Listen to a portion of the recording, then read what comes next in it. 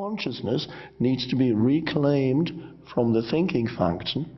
Eckhart Tolle reveals a transformative insight into the power of using our senses without the interference of thought. In his teachings, he emphasizes that when we engage with our senses in a state of pure presence, without the constant stream of thinking, we can enter a different state of consciousness. By fully immersing ourselves in the present moment, whether it's through observing the beauty of nature, listening to music, or simply feeling the sensation of our breath, we tap into a deeper awareness and connection to the world around us. Tolle invites us to let go of the incessant chatter of the mind and embrace the richness of our sensory experiences, unlocking a profound sense of presence and expanded consciousness.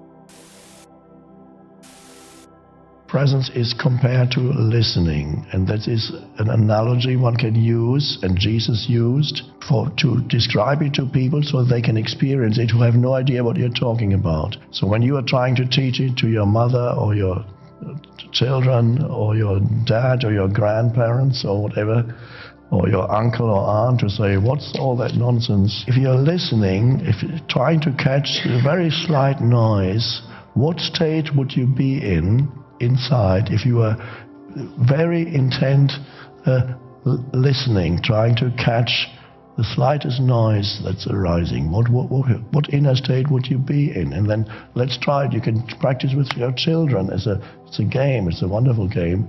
Can we listen to the slightest? What noises can you hear? Let's say you're out in nature and there's very subtle noises.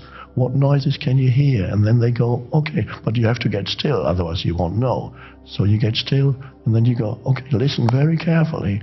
Okay, and then they go, of course they're not thinking then. You can't think and listen very carefully. And then they might hear a noise. Oh, I can hear that. Okay, anything else? They listen again. Oh, now I can hear that. Okay. And so you're putting this person, whether it's a child you're doing it with, without them knowing it, you are actually putting them into a different state of consciousness simply by asking them to listen very carefully. Because you cannot carefully listen and think at the same time. Presence needs to be consciousness needs to be reclaimed from the thinking function. And because all that consciousness is required to go into the auditory perception. So consciousness is reclaimed from thinking and then flows into auditory perception. And so you experience that you have a choice of where you want your attention to be. You don't have to always have your attention absorbed continuously by the stream of thinking. Most people don't know that. They are identified with the stream of thinking. They don't know that they can reclaim their consciousness from where it is usually lodged in thinking. And that's a wonderful freedom. But this is the beginning of it, is to show somebody. As I mentioned the other day, Jesus used the example of the master is coming home at night, and you have to be awake to know when he's coming, because he may be very quiet. That's a parable used by Jesus. Why does he say that?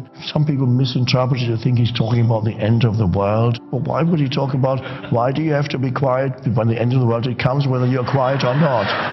So you're listening. It's a different state of consciousness. You could do the same with visual perception. Look very clearly, what is it that you can see? Let's say, so you're out in nature.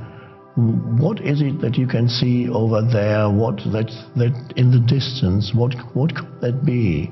And then you're asking that person to enter a different state of consciousness, to stop thinking and putting all attention into visual perception. And they would go, and until they find an interpretation and know what it is they are looking at, they are not thinking. So to look at something unusual, it's very helpful, because when you can't interpret it, there's no thought yet. So if you see a UFO, while you would go, so it might stop your mind for a while until you say, oh, now I know what it is, it's a UFO.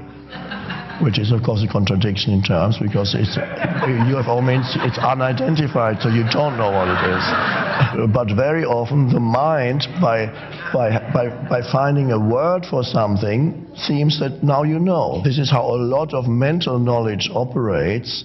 You find a word for it, it's, oh, okay. Thank you for joining us in this profound exploration with Eckhart Tolle, where he shed light on the importance of holding our form identity loosely. We hope that his insights have sparked a deeper understanding within you. If you found value in Eckhart Tolle's teachings and would like to delve further into his transformative wisdom, we invite you to subscribe to our channel. By subscribing, you'll stay connected with our upcoming videos featuring Eckhart Tolle and other inspiring voices in the realm of spirituality and personal growth. Don't forget to click the subscribe button and turn on the notification bell to be notified of our future uploads. We appreciate your support and look forward to providing you with more enlightening content on your journey to self-discovery and inner peace. Thank you for being here with us today. May you continue to hold your form identity loosely and delve deeper to discover the essence of who you truly are. Remember, true fulfillment lies in connecting with your eternal essence.